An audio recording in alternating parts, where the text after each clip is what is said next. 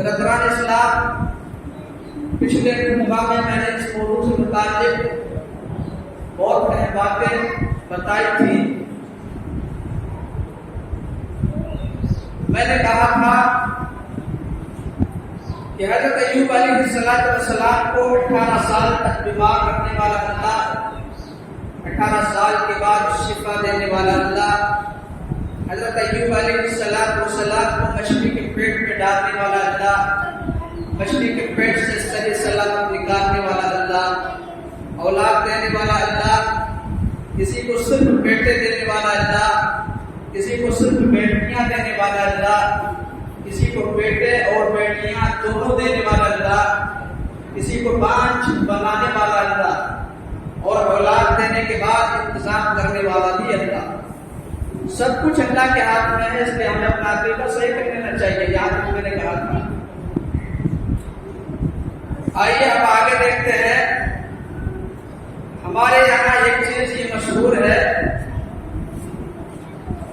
کہ اللہ گنہگاروں کو نہیں سنتا، صرف نیک لوگوں کو سنتا ہے۔ اسی طرح کچھ لوگ کہتے ہیں کہ ہم تو بڑے گنہگار ہیں، پتہ نہیں اللہ ہمیں معاف کرے گا کہ نہیں کرے گا۔ میرے بھائی، یہ سب شیطانی دھوکہ ہے، سب کو اپنے دماغ سے نکال دیجیے۔ اسی طرح کچھ لوگ کہتے ہیں کہ آپ جج کے پاس جائیں گے تو بغیر بکری کے چلے جائیں گے کیا؟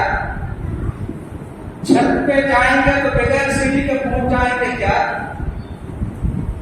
میرے بھائیوں، یہ سب مثالیں دنیا کے لیے صحیح ہیں، اللہ کے لیے کوئی مثال صحیح نہیں ہے، کیونکہ اللہ خود قرآن مجید میں کہہ رہا ہے لیس کمثلہ شیء وہو السمیع البصیر، سورۃ نمبر 42 اچھا یہ بتائیے کہ حضرت آدم علیہ السلام اور ماں حوا سے غلطی ہوئی، ان دونوں نے اپنی غلطی سدھارنے کے لیے کس کا وسیلہ لگایا تھا بھائی؟ کسی کا نہیں، اللہ سے دعا کی تھی۔ وہ دعا بھی اللہ ہی نے سکھائی ہے، قرآن مجید میں موجود ہے۔ اللہ نے ان کے حوالے سے کہا قال ربنا ظلمنا انفسنا وان لم تغفر لنا وترحمنا لنكونن من الخاسرین، سورۃ الاعراف سورۃ نمبر 7 آیت 23۔ ان دونوں نے کہا پروردگار، ہم نے اپنی جانوں پہ ظلم کیا ہے، تو اگر تو ہمیں معاف نہیں کرے گا، ہم پہ رحم نہیں کرے گا، تو ہم تو نقصان اٹھانے والوں میں سے ہو جائیں گے۔ میرے بھائیوں، جب ڈائریکٹ ہر چیز مل رہی ہے تو انڈائریکٹ کیوں جانے گا؟ اب میں ایک مثال دیتا ہوں۔ اگر پردھان منتری جی کسی کو فون کر کے بولے، آپ بولے کہ ہم کہاں اتنے خوش نصیب ہیں کہ پردھان منتری جی ہمیں فون کریں یا ہم سے ملنے کے لیے آئے، وہ تو نیوزی لینڈ کے مسلمان ہیں جو بڑے خوش نصیب ہیں، ان کے یہاں کسی مسجد میں بم وسفوٹ ہوتا ہے، آپ نے دیکھا ہوگا سوشل میڈیا کے ذریعے۔ نیوزی لینڈ میں مسجد میں بم دھماکہ ہوا تھا، بم وسفوٹ ہوتا ہے تو وہاں کی پردھان منتری جو ایک لیڈی ہوتی ہے فوراً جائے واردات پہ پہنچ جاتی ہے، حالات کا جائزہ لیتی ہے، مسلمانوں کو یقین دلاتی ہے کہ جو بھی اس کا دوشی ہوگا، اس کا مجرم ہوگا، اسے سزا ضرور ملے گی، اور وہاں کی مسلم خواتین کو اپنے گلے لگاتی ہے۔ وہ تو نیوزی لینڈ کے مسلمان ہیں جو اتنے خوش نصیب ہیں، ہم کہاں اتنے خوش نصیب ہیں کہ ہمارے پردھان منتری جی ہم سے ملنے کے لیے آئے یا ہمیں اپنے گلے لگائے۔ یہ الگ بات ہے کہ ہمارے پردھان منتری جی کے کچھ جملے بڑے اچھے ہیں، جیسے سب کا ساتھ، سب کا وکاس، سب پہ وشواس، لیکن آج تک نہ سب کا ساتھ دیے ہیں، نہ سب کا وکاس کیے ہیں، اور نہ سب پہ وشواس دکھائے ہیں۔ ان کے لیے اچھے جملے صرف کاغذ تک محدود ہیں۔ بارے میں ایک مثال دے رہا ہوں. اگر پردھان منتری جی ہم میں سے کسی کو فون کر کے بولے کہ آپ آ جائیے آپ کا کام ہو جائے گا, تو کیا آپ بولیں گے نہیں میں تو ایم پی یعنی مکھیہ منتری جی کو ساتھ لے کے جاؤں گا, میں تو بڑا ودھائک کو ساتھ لے کے جاؤں گا, میں تو ڈی ایم کو ساتھ لے کے جاؤں گا. ارے بھائی جب ڈائریکٹ کام ہو رہا ہے تو انڈائریکٹ کیوں جا رہے ہیں, ادھر ادھر کیوں جا رہے ہیں؟ اللہ قرآن میں کہہ رہا ہے وَإِذَا سَأَلَكَ عِبَادِي عَنِّي فَإِنِّي قَرِيبٌ أُجِيبُ دَعْوَةَ الدَّاعِ إِذَا دَعَانِ فَلْيَسْتَجِيبُوا لِي وَلْيُؤْمِنُوا بِي لَعَلَّهُمْ يَرْشُدُونَ. سورۃ البقرہ سورہ نمبر 2 آیت 386. اے نبی جب میرے بندے آپ سے میرے متعلق سوال کریں تو آپ ان سے کہہ دیجئے کہ میں ان کے شہر سے بھی زیادہ قریب ہوں, اور جب وہ مجھے پکارتے ہیں تو میں ان کی پکار کو سنتا ہوں. انسان میں اور اللہ میں کیا فرق ہے؟ ایک مثال دیتا ہوں.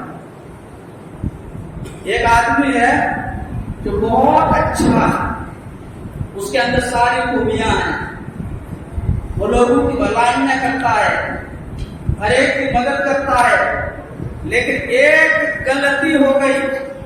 لوگ کیا کرتے ہیں, اس کی ایک غلطی کو معاف نہیں کرتے, اس کی ساری بھلائیوں کو ساری خوبیوں کو بھلا کر کے اس ایک غلطی کی وجہ سے اسے اپنے ذہن و دماغ سے نکال دیتے ہیں, اسے اپنے دل سے نکال دیتے ہیں, اسے اپنے یہاں سے نکال دیتے ہیں.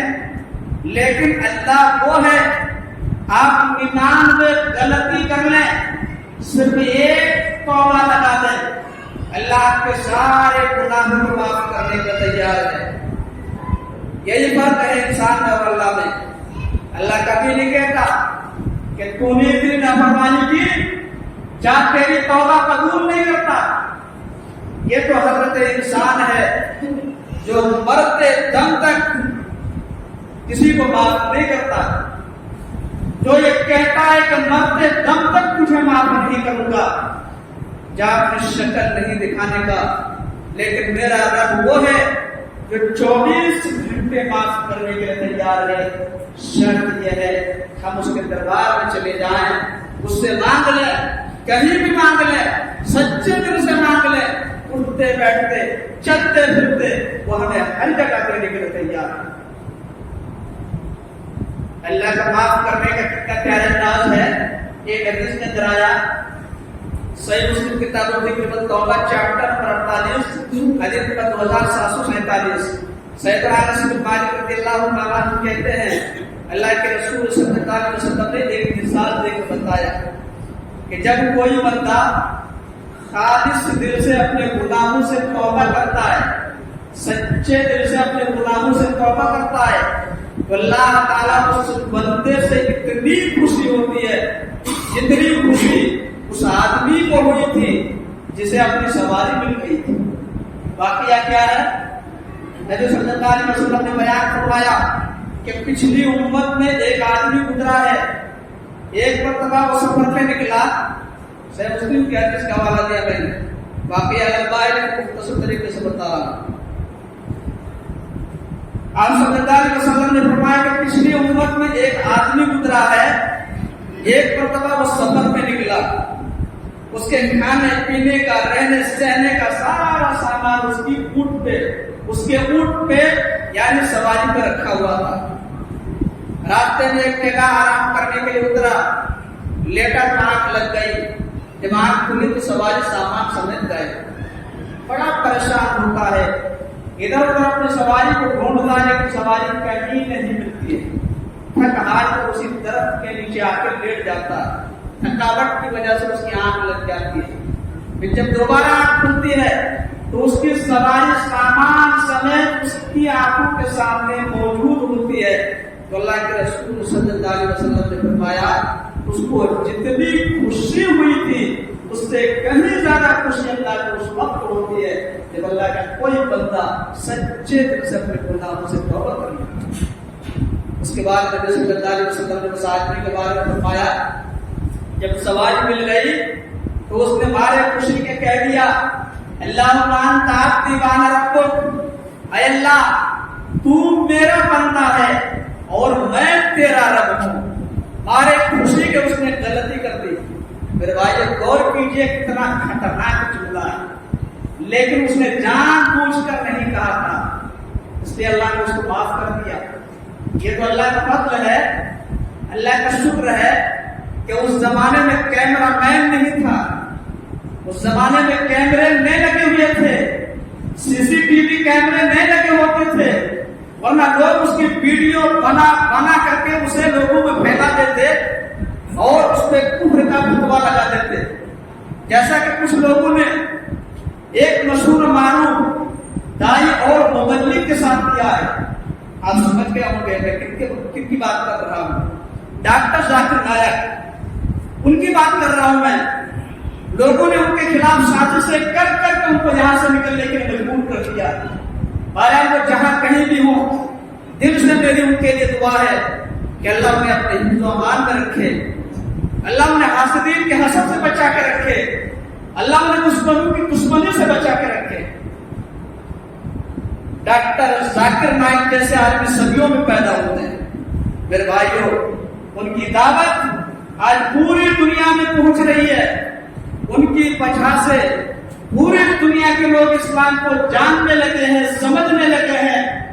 ٹرن اور سلیپ میں ان کی زبان سے کچھ نکل گیا.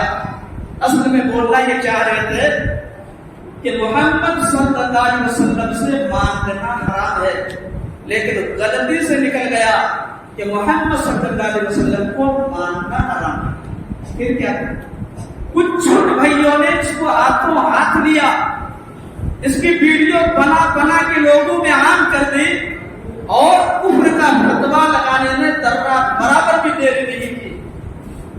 میرے بھائیوں ذرا غور کیجیے، اللہ کی شان میں گستاخی سے بڑھ کر کوئی گستاخی ہو سکتی ہے کیا؟ کہ اللہ نے اس بندے کو معاف کر دیا، لیکن یہ حضرت انسان بندے کی شان کی گستاخی معاف کرنے کے لیے تیار نہیں. بھائی ہم نبی صلی اللہ علیہ وسلم کو مانتے ہیں، نبی صلی اللہ علیہ وسلم کی مانتے ہیں، لیکن نبی صلی اللہ علیہ وسلم سے مانتے نہیں کہ بیٹا دے دیجئے، بیٹی دے دیجئے، دلیل بنا دیجئے، حاجت روائی کر دیجئے، مشکل کشائی کر دیجئے. نہیں مانتے. اسی طرح ہم بزرگوں کو مانتے ہیں، ولیوں کو مانتے ہیں، لیکن ولیوں سے بزرگوں سے نہیں مانتے. کیا آپ ہماری دلیل بنا دیجئے، ہماری نیا پار لگا دیجئے؟ نہیں مانتے. ٹرن اور سلپ نکل گیا ہوگا تو لوگوں نے کیا کیا؟ آگے پیچھے کا کاٹ کے بیچ والا لے لیا اور اسی کو لوگوں نے خوب پھیلایا. آپ غور کیجئے، اللہ نے اس بندے کی گستاخی معاف کر دی جس نے کہا تھا اے اللہ تو میرا بندہ ہے اور میں تیرا رب ہوں، پھر بھی اللہ نے معاف کر دیا. میرے بھائیوں، غلط فہمی جو پھیلائی جا رہی ہے اس کے بارے میں بولنا ضروری ہے. کچھ لوگ بولتے ہیں کہ آپ چھت پہ جائیں گے تو بغیر سیڑھی کے پہنچ جائیں گے کیا؟ اسی طرح اللہ کے پاس کسی کے بغیر کیسے چلے جائیے گا؟ چلیے میں نے ان کی بات مان لی، مجھے چھت پہ جانا ہے اس لیے سیڑھی کا سہارا لینا پڑے گا. سیڑھی کے بغیر میں چھت پہ نہیں جا سکتا. لیکن سوال یہ ہے کہ سیڑھی کون ہے؟ سیڑھی ایک آدمی ہو گئے، سیڑھی پہ چڑھنے والا مجھ جیسا بنے گا، اور چھت مطلب اللہ، الحیاء باللہ، استغفر اللہ. یہی تو مثال دے رہے ہیں لوگ. میں یہ مثال دے کر بزرگوں کی شان میں گستاخی نہیں کروں گا، ولیوں کی شان میں گستاخی نہیں کروں گا، کیونکہ جو ولی کی شان میں گستاخی کرے گا، بزرگوں کی شان میں گستاخی کرے گا، اللہ ایسے لوگوں کے خلاف اعلان جنگ کر رہا ہے. حدیث کے اندر آیا، صحیح بخاری کتاب الرقاق چیپٹر نمبر 82 حدیث میں 6502، من آدانی ولیا فقد آذنته بالحرب، کہ جو میرے ولی سے دشمنی کرے گا، میرے ولی کے خلاف کچھ بولے گا، میں اس کے خلاف اعلان جنگ کر رہا ہوں. میرے بھائیوں، کیا اللہ سے جنگ کرنے کی کسی کے اندر ہمت ہے؟ اللہ سے کوئی جنگ کر سکتا ہے؟ جی نہیں، اللہ سے کوئی جنگ نہیں کر سکتا. اس لیے کوئی چیز ایسے نہیں بولنا ہے کہ کسی کی شان گھٹ جائے. چھت پہ آپ بغیر سیڑھی کے چلے جائیں گے کیا؟ چلیے میں مان لیتا ہوں کہ مجھے چھت پہ جانا ہے تو سیڑھی کا سہارا لینا پڑے گا. سیڑھی ایک بزرگ ہو گئے, ایک ولی ہو گئے, تو کیا ہمارے ولی ہمارے بزرگ اسی لائق ہے کہ ہم ان کے کندھے پہ پیر رکھ کے چھت پہ جائیں؟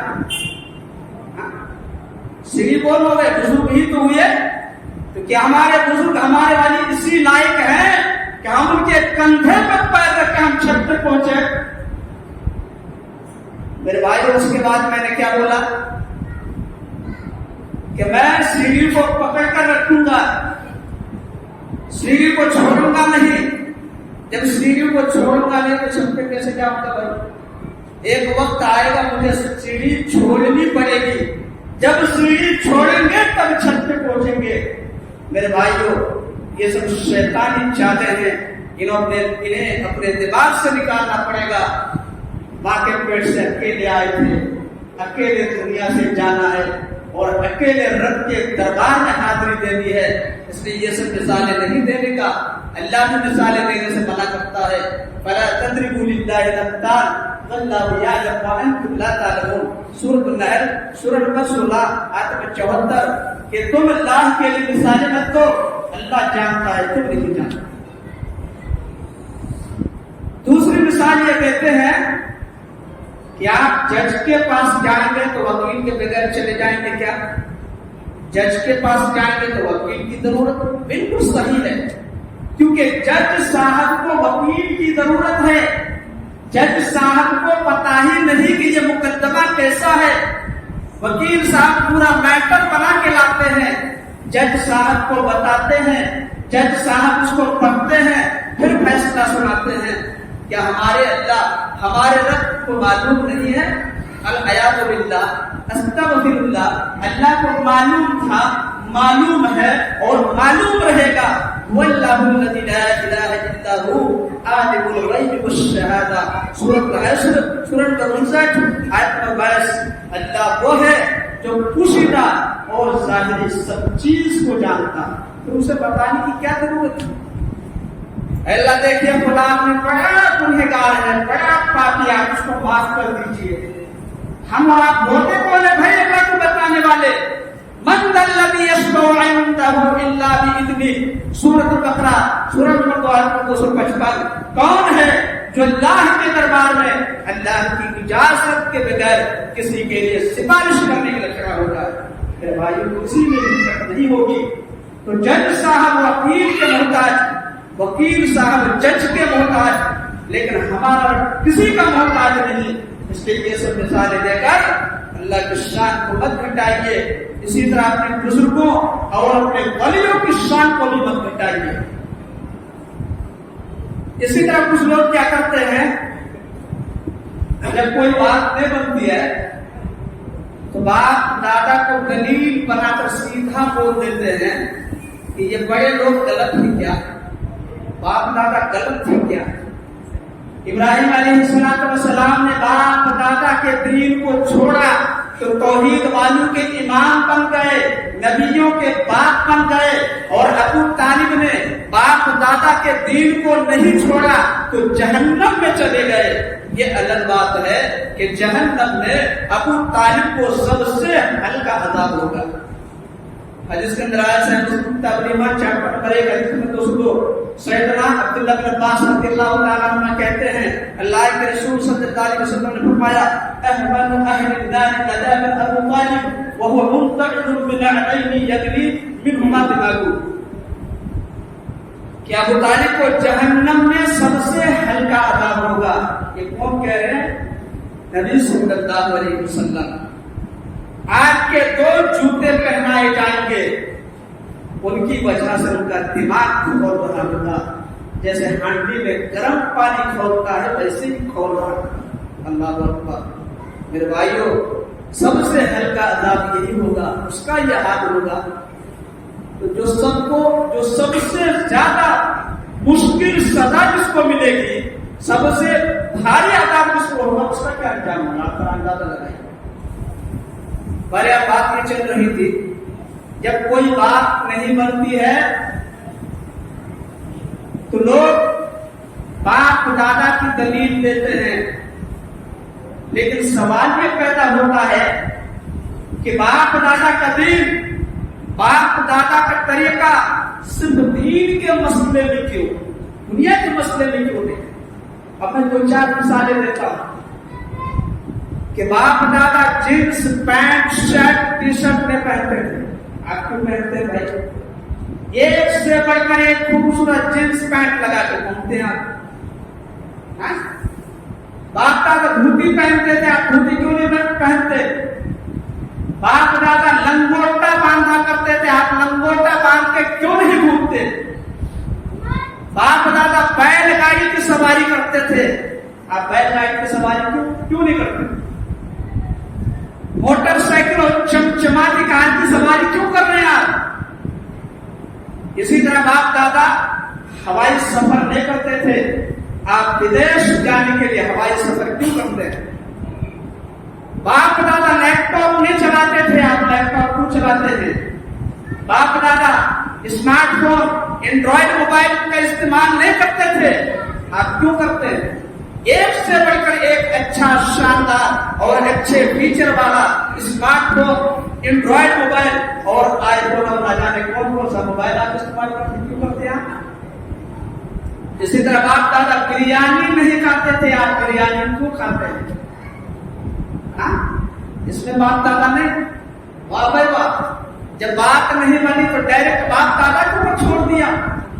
ابراہیم علیہ السلام نے اپنے باپ آزر کو چھوڑا، آزر جو عراق کے اندر بت بناتا تھا، بت بیچتا تھا، اور سب سے اہم بات وہ نمرود کا خاص آدمی بھی تھا، لیکن اللہ کی خاطر انہوں نے سب کچھ چھوڑ دیا۔ میرے بھائیوں، آج بھی ہمارے سماج میں بہت سے لوگوں کو حقیقت معلوم ہے، صحیح کیا ہے غلط کیا ان کو اچھی طرح معلوم ہے، حق کیا ہے باطل کیا ان کو اچھی طرح معلوم ہے، لیکن وہ حق قبول نہیں کر رہے ہیں، صحیح راستے پہ نہیں آ رہے ہیں، صحیح دین قبول نہیں کر رہے ہیں۔ کیوں؟ اگر صحیح دین پہ آ جائیں گے، صحیح راستے پہ آ جائیں گے تو میرا سب کچھ ختم ہو جائے گا، سماج میں سوسائٹی میں میرا ایک نام ہے خراب ہو جائے گا۔ ابراہیم علیہ السلام کا بھی بڑا نام ہو سکتا تھا، توحید پر آنے کی وجہ سے اور بڑا نام ہو گیا۔ اللہ نے انہیں توحید والوں کے امام بنا دیا، نبیوں کا باپ بنا دیا۔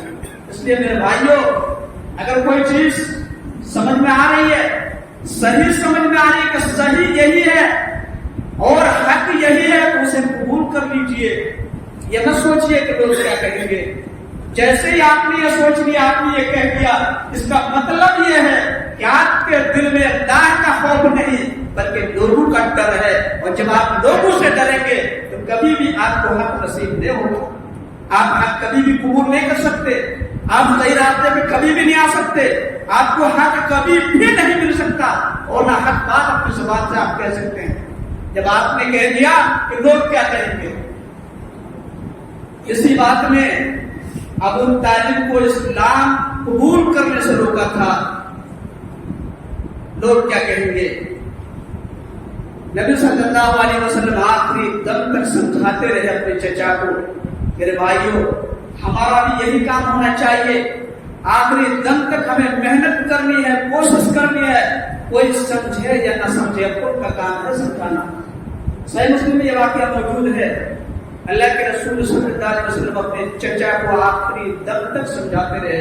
حدیث کے درایا صحیح کتاب الایمان چیپٹر 1 حدیث 40، نبی صلی اللہ علیہ وسلم نے فرمایا قل لا الہ الا اللہ یا امی قل لا الہ الا اللہ کلمۃ اشہد لک بها عند اللہ۔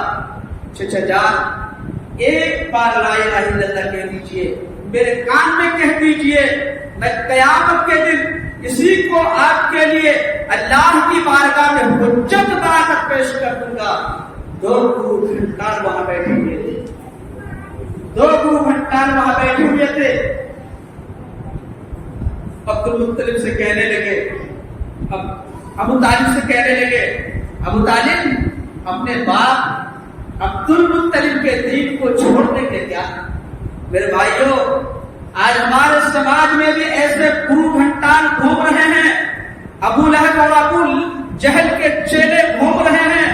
اگر کوئی صحیح دین قبول کر رہا ہے تو ان کے پیٹ میں درد ہونے لگتا ہے، فوراً ان کے گھر میں پہنچ جاتے ہیں، ان کے ماں باپ کو بھڑکاتے ہیں، ان کو بھڑکاتے ہیں اور نت نئے طریقے سے ان کو صحیح دین سے برگشتہ کرنے کی کوشش کرتے ہیں۔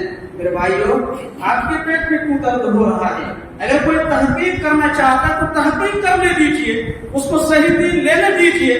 میں تو کہوں گا آپ کو بھی تحقیق کرنا چاہیے، ورنہ پتا چلا جس دین پہ آپ چل رہے ہیں، جس دین کو اپنا سب کچھ مان رہے ہیں، پتا چلا سارا دین یہ آپ کا خراب نکلا قیامت کے دن، پھر آپ کا کیا انجام ہوگا؟ وہاں پہ کوئی بول بھی آپ کو نہیں بچانے والا ہوگا۔ اس لیے میں آپ سے کہتا ہوں، آپ سے کہنا چاہوں گا کہ آپ کو بھی تحقیق کرنا چاہیے۔ بہرحال ایسے لوگ ابو جہل اور ابو لہب کا کردار ادا کر رہے ہیں، جیسے یہ لوگ ابو جہل ابو لہب اللہ کے رسول صلی اللہ علیہ وسلم کے زمانے میں لوگوں کو صحیح دین قبول کرنے سے روکا کرتے تھے، یہ لوگ بھی آج لوگوں کو صحیح دین قبول کرنے سے روک رہے ہیں۔ بہرحال وہ دو گرو گھنٹال وہیں پہ بیٹھے رہے جب تک کہ ابو طالب کی موت نہیں ہو گئی۔ اپنے موت کے وقت ابو طالب نے آخری جملہ یہی کہا، انا ملت عبد المطلب، کہ میں اپنے باپ عبد المطلب کے دین پہ مرتا ہوں۔ تو اس وقت اللہ کے رسول صلی اللہ علیہ وسلم نے کہا، چچا جان میں اللہ سے آپ کی بخشش کے لیے دعائیں کرتا رہوں گا جب تک کہ آپ کے حوالے سے مجھے روک نہ دیا جائے۔ تو اسی موقع سے اللہ رب العالمین نے قرآن کریم کی آیت نازل کر دی، سورۃ توبہ سورۃ نمبر 9 کی آیت نمبر 113، کہ نبی اور ایمان والوں کے لیے جائز نہیں کہ وہ مشرکین کے لیے بخشش کی دعا کریں، چاہے وہ ان کے قریبی رشتہ داری کیوں نہ ہو۔ یہ قرآن کی آیت میں بتا، جبکہ انہیں معلوم ہو چکا ہے کہ مشرکین جہنمی ہیں، ان کے لیے وہ بخشش کی دعا نہیں کر سکتے۔ اس لیے میرے بھائیوں، جس دین پہ آپ چل رہے ہیں، جو دین آپ سب کچھ سمجھ رہے ہیں، اس کو آپ چیک کر لیجئے، تحقیق کر لیجئے۔ اگر چیک نہیں کریں گے، تحقیق نہیں کریں گے، ورنہ ابو طالب کی طرح آپ کو بھی نقصان اٹھانا پڑے گا۔ اور اگر چیک کر لیجئے گا، تحقیق کر لیجئے گا، تو حضرت ابراہیم علیہ السلام کی طرح آپ کو فائدہ ہوگا، دنیا میں بھی فائدہ، آخرت میں بھی فائدہ۔ آخر میں اللہ سے دعا ہے کہ اللہ تعالیٰ ہمیں دین کو صحیح طریقے سے سمجھنے کی توفیق دے، اللہ ہمیں صحیح دین لینے کی توفیق دے، اللہ ہمیں اپنے ایمان اور عقیدت درست کرنے کی توفیق دے، اللہ ہمیں اپنے توحید مضبوط کرنے کی توفیق دے۔ اور جو لوگ توحید کے ہونے کا دعویٰ کر رہے ہیں ان کا بھی بہت برا حال ہے، نماز نہیں پڑھتے۔ میرے بھائیوں، توحید پرست کیسے ہو سکتا ہے جو نماز چھوڑ دے؟ ایک توحید پرست بے نمازی ہو، ایسا ہو ہی نہیں سکتا۔ جس کی اعمال، جس کا اخلاق توحید سے میچ نہ ہو تو توحید پرست ہو ہی نہیں سکتا، وہ پرلے درجے کا جھوٹا ہے۔ توحید پہ ہونے کا دعویٰ تو کرتے ہیں لیکن نماز نہیں پڑھتے۔ فجر کی نماز میں گئے، ظہر کی نماز میں گئے، عشاء کی نماز میں گئے، یہ کیا ہے؟ یہ تماشا ہے، اخلاق سے نہیں ہے۔ وہ آدمی توحید پرست کیسے ہو سکتا ہے؟ تو اللہ ایسے لوگوں کو اپنے اعمال کی اصلاح کرنے کی توفیق دے، اللہ انہیں اپنے اخلاق، اپنے کیریکٹر کو صحیح کرنے کی توفیق دے، اللہ نے پکا سچا مسلمان بننے کی توفیق دے، اللہ نے جب تک دنیا میں رکھے ایمان کی حالت میں اسلام پہ رکھے، اور جب ہمارا خاتمہ ایمان کی حالت میں اسلام پر ہو۔ آمین یا رب العالمین۔